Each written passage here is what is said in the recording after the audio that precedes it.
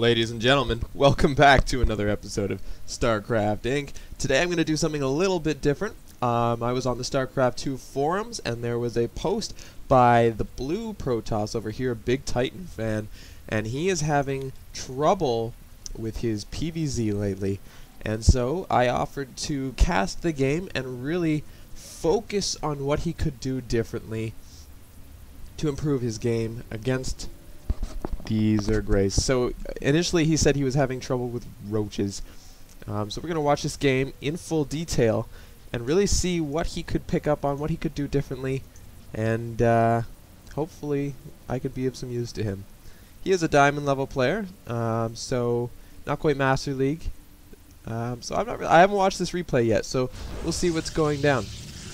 So good timing on that pylon. He left the mineral line before he had the 100 minerals. He didn't wait until he accrued 100 minerals, and his timing was pretty good, so he's not going to get supply blocked. He's quickly queuing up that 10th probe, so you know, just little things. I'm gonna nitpick absolutely everything. So chrono boost was perfectly timed. There's no downtime on that chrono. That's good. Yeah, so absolutely tight at the beginning. Let's hope he keeps that up. So our Zerg player here, he's droning pretty hard, but you know, as natural. Now he's getting a gas before his pool, and it doesn't look like it's an extractor trick. So yeah, that's something you guys should scout for, and really notice that that's a key sign that he's going to be gas heavy in some way or another.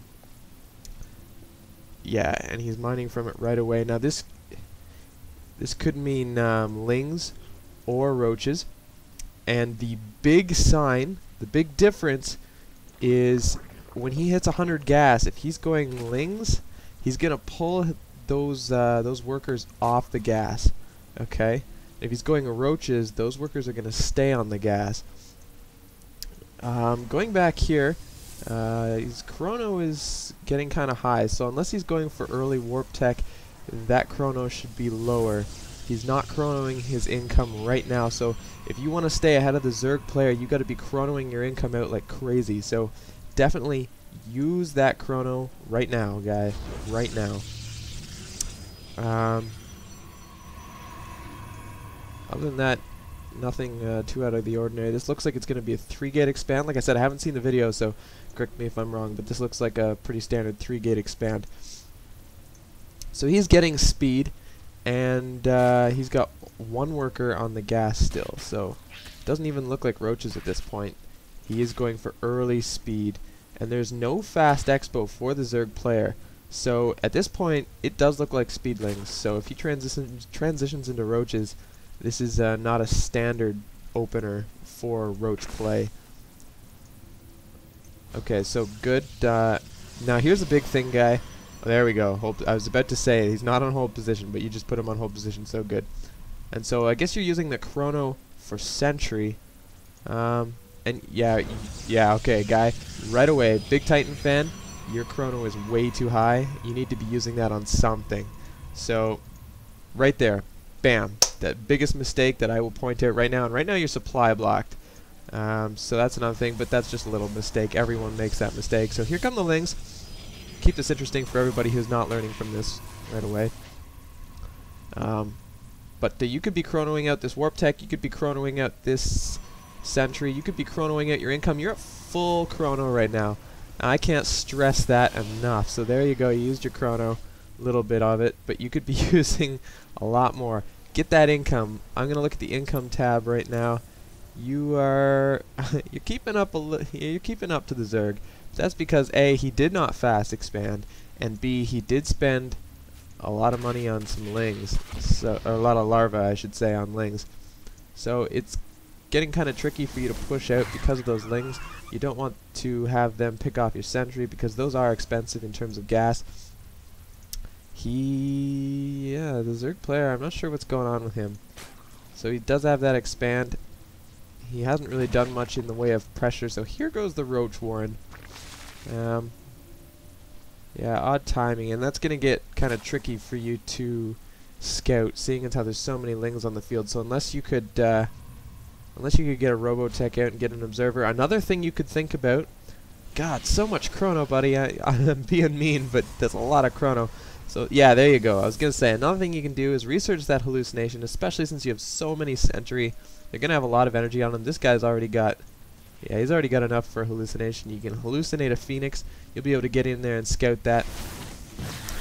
And now that you've got 6 sentry, which is huge, you need to really start getting stalkers. And I mean, stalkers, when you have this many sentry, stalkers are great against anything that'll come out now. If he throws down Muta, you'll be ready with some stalkers and the guardian shield from the sentry. And if he's got lings, you know, your force field will really be clutch against those lings, and you can really make your stalkers cost effective, even though lings hard counter stalkers pretty good. But with that sentry support, stalkers are always good. And roaches are very handedly dealt with by stalkers with some money force fields. So it looks like the Zerg player is going to push out with these roaches and some lings.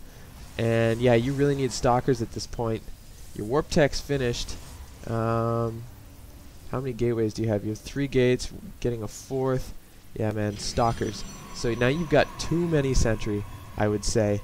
And I do love my sentry, but you definitely have too many. I like this forge. Definitely timing your forge with your expo. I like that a lot. And this was this was a clutch phoenix right there, scouting the army, sitting outside your base. I think he thinks it's real, so that was bonus for you. And I want to see your timing here. Definitely. So this forge comes in. I want to see you get upgrade right away. Bam! You've got 100 minerals. You got 100 gas. Get armor or get weapons. Weapons actually would probably be best. Think about you've got your sentry, and the purpose of your sentry is to force field and keep the enemy back. So in the ideal situation, you won't be taking many hits, so you want to be dealing as much damage as you can. So I would go for weapons over armor with sentry play, definitely. So this overlord's here. Get a second stalker up here. 9 minutes into the game. 9 minutes on 2 bases. If the Zerg player hasn't spit out this many roaches, 9 minutes is a good time to expect Muta off 2 bases, so keep that in mind. But he does have a shit ton of roaches, and Muta are just not a possibility right now. But the Zerg player is taking his 3rd, and you need to keep... okay, so you do see that with the hallucinated phoenix, so good scouting. I like that. There could be probes all over here. I know it's tricky with the lings around, so maybe use like a zealot instead. Excuse me, I'm going to cough. So I'm going to see what you chose here. You did choose weapons, and you are chronoing that out, so good play. I want you to keep your eye on that. So this chrono, I want you to chrono that again. You need to keep an eye on that. You need to be tight. That could be chronoed again. This is wasted time. You've got tons of chrono on both nexuses. So I would say right now, again, that chrono is the weakest part of your play so far that I'm seeing. So if you can step it up on the chrono, you'll see a huge difference. And even like if you chrono your warp gates, you'll have twice as many units out. Had you been chronoing your economy, you could be paying for units. You seem to be short on minerals, well, at least you're good at spending your money. But like I said, you could have more money, and you could be chronoing your warp gates. You could have twice the army you have now. You could have this upgrade done already, and just so much more. And right now, you are taking too long to take your 3rd. You've got a good army. You could wall this off with some cannons to protect yourself. You could push out down here and take a 3rd. You're getting out expanded by your opponent, and you do know that because you did scout it. But I have to say, this Zerg player's map control is phenomenal. He's got overlords all over the place. But if you kept hallucinating Phoenix, just flying them around the map all over the place, you'd see those. You could wander out and you could do some damage to his supply, cause him to spend money on things he doesn't want to. Now get over here with your force fields, cut them off. Perfect. I like that. Guardian shield. Now you have a lot of sentry. Why not use Guardian shield? This Zerg, you could have trapped. Okay, so you see how he could not get up the ramp? You could have put 1, 2, 3 more force field. You could have trapped him on your ramp, and you could have finished that entire army off. So that was a little bit of mismicro right there. See, those force fields were all right. The Zerg player's being stupid here, though. But yeah, no, definitely. So far, so good, man. Doing good. And you're out upgrading him. He's got a concave on you right here. I want to talk about this. As soon as he's got a surround on you like that, he has an advantage. He's doing more damage than he should be. So I want you to pull back at that point to force him to come out of that moon shape. As soon as you can squish his units together into a ball like yours are here, you can get the concave on him. You outnumber him. So right there you took more damage than you needed to. And like I said, I'm being really picky. I'm picking out every little thing I can think of. So I really like that play with the force fields. Good job. They could have been a little more effective. You could have crushed that army right here on the ramp. So you got to be actively thinking like that. You have tons of force fields. There's no reason not to. I like this right away, getting armor 1. So